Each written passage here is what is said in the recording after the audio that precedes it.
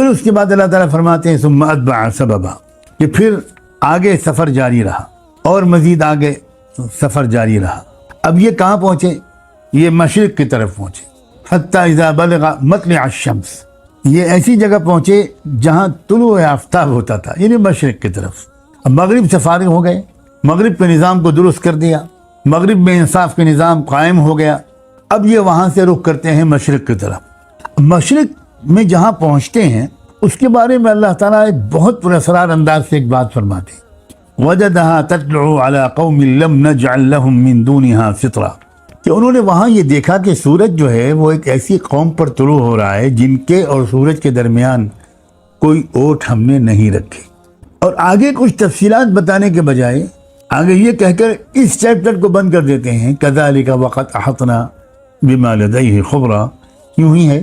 اور جو کچھ بھی ذوالقرنین کے آگے پیش آیا تھا ہم واقفیت کے لحاظ سے اس پر حاوی تھے۔ یہ کیا بات ہے؟ اب میں ایک بات عرض کرتا ہوں، ہمارے قابل احترام عظیم قدیم مفسرین کا تو رجحان یہ رہا ہے کہ اصل میں یہ قوم کوئی بہت ہی جنگلی اور وحشی قسم کی تھی۔ یہ نہ مکان بناتے تھے، نہ کوئی چھت ہوتی تھی، نہ کپڑے پہنتے تھے جو دھوپ سے بچا سکیں، یعنی بالکل خانہ بدوش قسم کے، بے لباس قسم کے، غیر متمدن قسم کی کوئی قوم تھی، اور اللہ تعالیٰ نے اس کے بارے میں کوئی زیادہ تفصیل نہیں بتائی۔ لیکن ایک بات میں عرض کروں کہ ہمارے بعض اور علماء نے جنہوں نے خاص طور پر سورہ کہف پر غور کیا ہے، اور وہ لدنی علوم والے لوگ بھی تھے ہماری معلومات کے مطابق، انہوں نے کچھ اور مفہوم اس کے عرض کیے ہیں، اور مجھے حق تو نہیں ہے لیکن اتنا کہہ سکتا ہوں کہ بھی میرا رجحان تو اسی کی طرف جاتا ہے جو حضرت مولانا مناظر حسن گیلانی رحمۃ اللہ علیہ نے جو مفہوم عرض کیا۔ اور یہ ذہن میں رکھیے گا کہ قرآن مجید کے ایسے علوم بھی ہیں کہ جو ہر آنے والے دور میں نئے نئے علوم کھلیں گے۔ قرآن ایک ایسی کتاب ہے کہ جس کے عجوبے کبھی ختم نہیں ہوں گے، جس کا نیاپن کبھی پرانا نہیں ہوگا، اور خصوصاً یہ جو فتن وغیرہ کا مسئلہ ہے، اس میں تو جیسے جیسے حالات آگے بڑھتے جائیں گے قرآن کی بہت سی آیات کی نت نئی حقیقتیں اور مفہوم کھلتے چلے جائیں گے۔ ایسا لگتا ہے کہ اس قوم کی جو خصوصیت بیان کی گئی کہ ہم نے سورج کو ایک ایسی قوم پر طلوع ہوتے دیکھا جس کے لیے ہم نے اس پر کوئی آڑ نہیں رکھی تھی، اس کا کیا مطلب ہوا؟ مولانا گیلانی، میں الفاظ بلکہ ان کے پڑھے دیتا ہوں، وہ کہتے ہیں کہ ان الفاظ سے میری سمجھ میں کچھ ایسا آتا ہے کہ یہ حالت صرف طلوع آفتاب کے وقت تک محدود تھی، یعنی ان کے مکانات کی تعمیر کچھ اس طریقے پر ہوتی تھی کہ سورج کے نکلنے کے وقت جو مارننگ کی شعائیں ہوتی ہیں، صبح کی شعائیں، وہ بھرپور طریقے پر ان کو ملتی تھی، کوئی رکاوٹ نہیں ہوتی تھی۔ اس ڈیزائن کے مطابق وہ اپنا مکان تعمیر کرتے تھے، بالکل جیسے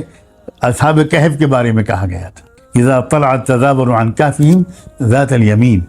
دن بھر دھوپ ان کو نہیں ملتی لیکن صبح کی ملتی ہے، کیونکہ سب سے زیادہ صحت بخش دھوپ صبح کی ہوتی ہے، اسی میں وٹامن ڈی ہوتا ہے، اسی میں نہ جانے کیا کیا ہوتا ہے۔ تو صبح کی دھوپ لینے کا ان کو اتنا شعور تھا۔ میں مولانا گیلانی کی عبارت پڑھ دوں تو زیادہ بہتر ہے اپنی طرف سے کچھ کہنے سے پہلے۔ ان کے مکانات کی تعمیر اس طریقے پر ہوئی تھی کہ طلوع کے وقت کی شعاعوں سے مستفید ہونے کا موقع ان کو بھی اور ان کے گھروں کو بھی روزانہ میسر آتا تھا۔ تو قطع نظر اس قسم کے تعمیری اسکیم بعید از عقل بھی نہیں ہے، یہ بالکل ممکن ہے کہ اس طرح کا ڈیزائن آرکیٹیکچرل بنایا جائے۔ ہم اس سے اگر اس نتیجے تک پہنچیں کہ قدرتی قوانین سے استفادے کے سلسلے میں اس قوم کا شعور کافی روشن اور بیدار ہو چکا تھا، وہ جسمانی صحت کے گر سے بھی واقف تھے، اور جسمانی صحت کا اثر دماغی اور قلبی صحت پر کیا اور کس طرح ہوتا ہے اس کا بھی عملی تجربہ ان لوگوں کو تھا، اور اسی وجہ سے ذوالقرنین کو وہاں پہ کچھ کرنے کی ضرورت ہی نہیں پڑی، اللہ تعالیٰ نے تذکرہ آگے بڑھا دیا۔ غور کیجئے، جلدی سے اس کو آپ اگر قبول نہیں کریں تو آپ جلدی سے اس کو مسترد مت کیجئے۔ اصل میں آپ سے کیا عرض کروں، ہم لوگوں کا جو دینی فہم ہے وہ اس قدر محدود ہو گیا ہے، دین کا تصور، کہ ایسے مکانات بنانا جس میں صبح کی دھوپ ملے، یہ تو ہم کو 7واں نمبر معلوم ہوتا ہے، یہ لایانی باتیں معلوم ہوتی۔ ذوالقرنین اور اس زمانے کے لوگوں کے بارے میں یہ باتیں کیا کہہ رہے ہیں حضرت بھائی؟ یہ غلط فہم دین ہے۔ آپ غور کریں، بنو اسرائیل کے زوال کے بعد جب ان کی نشت ثانیہ کے لیے ایک نئے قائد اور لیڈر کی ضرورت پڑی، اور جب اللہ تعالیٰ نے اس قوم کی درخواست پر ایک شخص کو ان کا قائد مقرر کر دیا اور پھر انہوں نے یہ کہہ کر کہ یہ تو غریب آدمی ہے، یہ مالدار تو ہے نہیں، تو کچھ لوگوں نے اعتراض کیا انا یکون لہ الملک علینا ونحن احق بالملک منہ ولم یؤت سعۃ من المال، یہ بیچارہ غریب آدمی، ہم لوگ تو ماشاءاللہ بہت کھاتے پیتے لوگ ہیں، یہ ہمارا قائد بنے گا۔ تو اللہ تعالیٰ نے کے جواب میں کیا فرمایا، ان اللہ بعث لکم طالوت ملکا، اور آگے فرمایا زادہ بسطا فی العلم والجسم۔ دو چیزیں بتائیں کہ دیکھو یہ قائد جو ہے نا، اس قائد کو اس لیے قائد بنایا گیا طالوت کو کہ یہ تم سے زیادہ سمجھدار بھی ہے اور صحت کے اعتبار سے بہت زیادہ مضبوط بھی ہے۔ اب قائد میں کیا صلاحیتیں ہونی چاہیے؟ یہ نہیں کہا کہ قائد جو ہے وہ قادریہ اور نقشبندیہ سلسلے کا شیخ ہے، یہ نہیں کہا کہ جو قائد ہے وہ بہت عبادت گزار ہے۔ یقیناً وہ اللہ کے اچھے بندے ہوں گے، یقیناً وہ اللہ تعالیٰ کے تقوی والے، محبت اور خشیت والے ہوں گے، لیکن یہ تقوی اور خشیت قیادت والی صفات نہیں ہو سکتی۔ خالی قیادت کے لیے تقوی اور خشیت کے علاوہ اور کبھی کبھی تو ان سے کچھ زیادہ کچھ دوسری صلاحیتوں کی ضرورت ہے، ذہنی، فکری، جسمانی، عقلی، علمی۔ بات میں بات نکلتی ہے، سیدنا عمر رضی اللہ تعالیٰ عنہ کی زندگی کا یہ بہت عجیب و غریب ایک واقعہ ہے کہ ایک بار وہ اپنے کھوئے ہوئے بیٹھے تھے کسی سوچ اور فکر میں، سیدنا مغیرہ بن شعبہ ان کے پاس آئے۔ سیدنا مغیرہ بن شعبہ عجیب و غریب شخصیت، گتھیوں کو سلجھانے کی خاص مہارت تھی، اور مینجمنٹ اور انتظامی امور کے تو وہ سب سے بڑے شاید ماہر لوگوں میں سے ایک تھے۔ چند گنے چنے صحابہ جو قیادت اور انتظام کے ماہر تھے ان میں سے ایک تھے مغیرہ بن شعبہ۔ اسلام لانے سے پہلے ان کو داہیت من دہات قریش کہا جاتا تھا کہ پورے قریش کے قبیلے کے جینیس ترین انسان ایک ہیں، وہ انتہائی انٹلیکچوئل، انتہائی دانشمند۔ تو حضرت عمر کو انہوں نے فکر میں ڈوبے ہوئے دیکھا تو پوچھا کہ امیر المومنین کیا بات ہے، لگتا ہے کہ آپ کسی بڑی گہری سوچ میں ہیں۔ حضرت عمر نے کہا کہ مغیرہ میں بہت پریشان ہوں، اور میری پریشانی کی وجہ یہ ہے کہ پوری سلطنت میں سینکڑوں عہدے ذمہ داریاں ہوتی ہیں، میں کس کو سونپوں یہ مجھے بعض وقت سمجھ میں نہیں آتا۔ ایک شخص مجھے ملتا ہے جو میں سمجھتا ہوں کہ انتظامی ذمہ داری کو بہترین طریقے پر سنبھال لے گا، مگر میں اس میں تقوی کی کمی پاتا ہوں،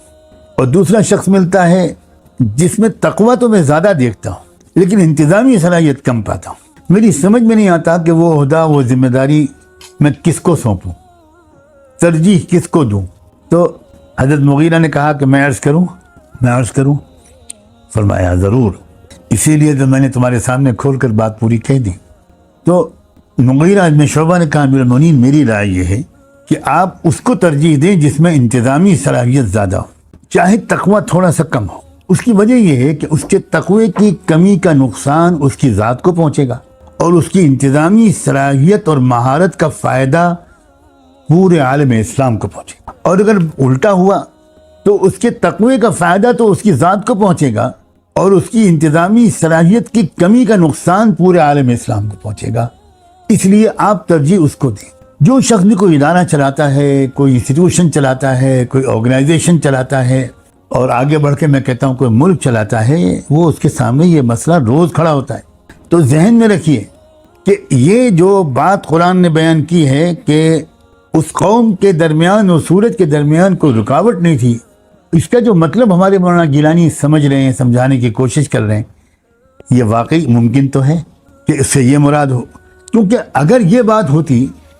کہ وہ اتنی وحشی قوم تھی، نہ کپڑے پہنتی تھی، نہ مکان تھے اس کے پاس، وہ جنگل میں ننگ دھڑنگ رہتی تھی، تو کیا ہم ذوالقرنین سے یہ امید کر سکتے ہیں کہ وہ آگے وہاں پر ٹھہر کے کچھ ان کو تہذیب و تمدن نہیں سکھائیں گے، ان کو متمدن زندگی کے آداب نہیں سکھائیں گے؟ ذوالقرنین کے بارے میں یہ گمان کرنا اس کے لیے تو ممکن ہوگا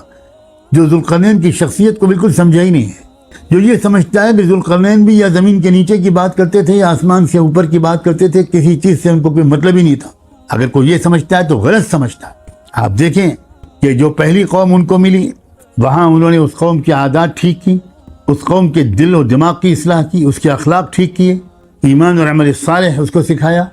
اور جو لوگ راستے پر آ گئے ان کے ساتھ اچھا معاملہ کیا، جو راستے سے نہیں آئے ان کو سخت سزا دی۔ یہ ہوتا ہے ایک مثالی حکمراں، ایک مسلم سربراہ مملکت کا کام. تو جب وہ شخص اس جگہ پر مغرب کے علاقے میں اس قدر محنت کر رہا ہے تو کیا وہ مشرق کے علاقے میں یہ دیکھ کر کہ یہ لوگ جو جنگلی ہیں چھوڑ کے چلا جائے گا؟ بھئی میں تو یہ امید نہیں کرتا ذوالقرنین جیسی شخصیت سے. اب آئیے ذوالقرنین کے علاوہ اب آئیے مابعد فتنہ دجال کے دور میں جو مقصود ہے اس قصے کا، اس سے ہم کو کیا سبق مل رہا ہے؟